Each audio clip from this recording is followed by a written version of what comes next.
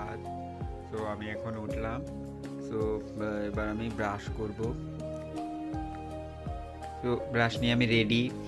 Brush করছি, বাড়ির পিছন দিকটায় আসলাম। সচরাচর এখানে আমি আসি না খুব একটা, তবু আজকে আসলাম।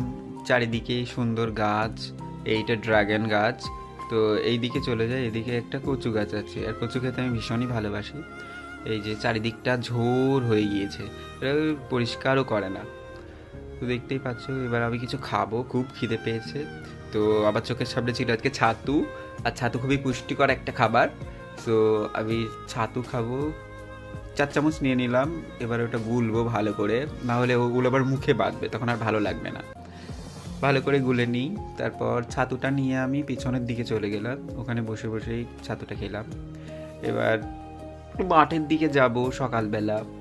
সকালবেলা আর বাবার কিছু একটা কাজ আছে, তাই বাবাকে বাড়ি আসতে হবে, আর বাবার বদলে আমি মাঠে যাব। তো মাঠে চলে এসেছি, দেখতে পাচ্ছ পেঁপের জমি, চারিদিকটা কি সুন্দর। পেঁপে গাছে জল দেওয়া হচ্ছে, না হলে রোদে পুরো জমিটা শুকিয়েই গিয়েছে। পেঁপে গাছে দেখতেই পাচ্ছ চারিদিকটা জল হয়ে গিয়েছে, পেঁপে গাছগুলোর 1-1.5 মাস বয়স হয়েছে। বাই। আচ্ছা, এই পর্যন্ত।